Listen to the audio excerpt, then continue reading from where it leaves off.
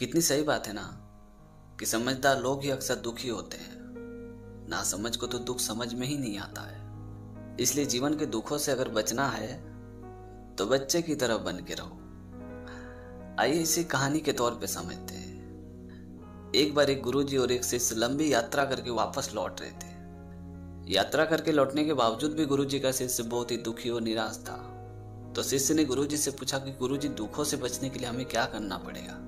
दुखों का निवारण कैसे हो सकता है?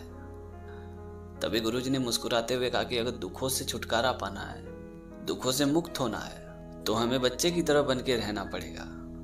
ये बात सुनते ही शिष्य ने मुस्कुराते हुए कहा कि ये कैसा तर्क हुआ?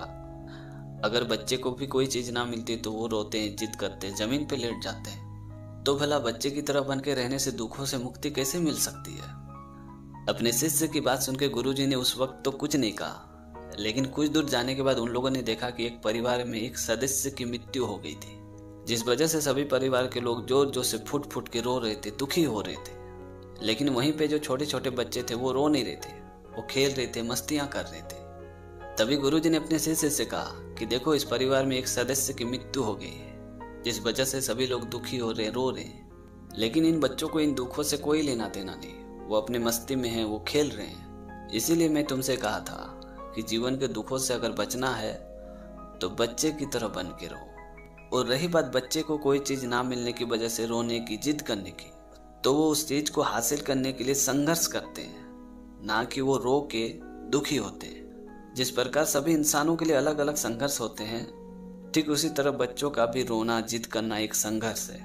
क्योंकि बच्चों के लिए किसी चीज को हासिल करने का और कोई उपाय नहीं है, इसीलिए वो रोते हैं, जिद करते हैं। अपने गुरुजी की तर्क सुनकर शिष्य पूरी तरह से संतुष्ट हो चुका था, क्योंकि उनके सवाल का सही जवाब उन्हें मिल चुका था। किसी ने क्या खूब लिखा है कि जरूरतें कहाँ खत्म होती है जिंदगी के सफर में, बस चलते रहना है उस मंजिल को पाने में। नमस्कार दोस्तों, मैं हूँ भूमियार पिट्टू और एक छोटी सी कहानी आपके लिए। एक आदमी अपनी प्रॉब्लम्स, अपनी समस्याओं को लेकर हमेशा दुखी रहा करता था। वो जब भी अपने दोस्तों को मिलता था तो अपनी प्रॉब्लम, अपनी समस्या अपने दोस्तों को अक्सर सुनाया करता था। और उसकी इस हरकत की वजह से उसके दोस्त उससे बहुत ही परेशान रहते थे, उससे तंग आ गए थे। वो आदमी एक दिन किसी काम की वजह से अपने गांव से दूसरे गांव की ओर जा रहा था। जाते वक्त रास्ते में उसने एक संत जी का आश्रम देखा। उस संत जी के आश्रम देख के वो मन ही मन सोचने लगा कि क्यों न संत जी को अपनी प्रॉब्लम, अपनी समस्या सुनाऊं।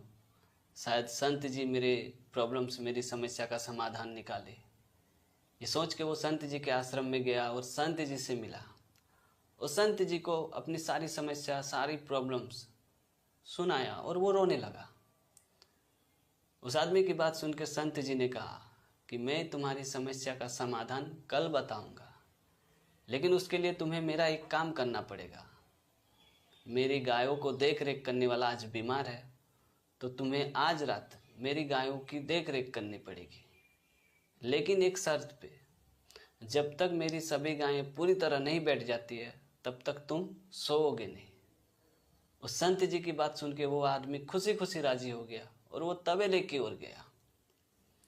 अगली सुबह हुई तो वो आदमी थका हारा, गुस्सा करते हुए संत जी के पास आया और गुस्सा करते हुए संत जी से कहा कि आपने मुझे कैसी मुसीबत में डाल दिया था। पूरी रात में सो नहीं पाया।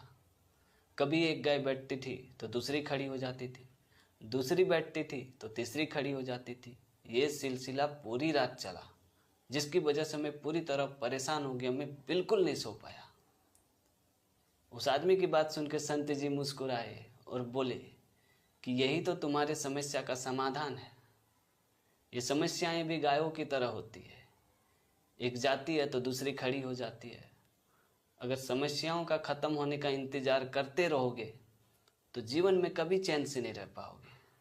इस संसार में सभी को कुछ ना कुछ समस्याएं तो है ही, लेकिन फिर भी लोग खुश रहते हैं। उस संत की बात सुन के उस आदमी को पूरी तरह से समझ में आ चुका था कि आखिर संत जी हमसे कहना क्या चाहते हैं। तो दोस्तों, इस कहानी से सीखने वाली बात यह है कि ये समस्याएं भी हमारे जीवन का एक अंग है, ये लगातार हम पे बनी रहेगी। इसलिए जीवन में सहज रहना ही एकमात्र उपाय है। तो आज के लिए इतना ही, मिलते हैं अगली वीडियो में एक नए टॉपिक के साथ, एक नई कहानी के साथ। तब तक के लिए जय हिंद,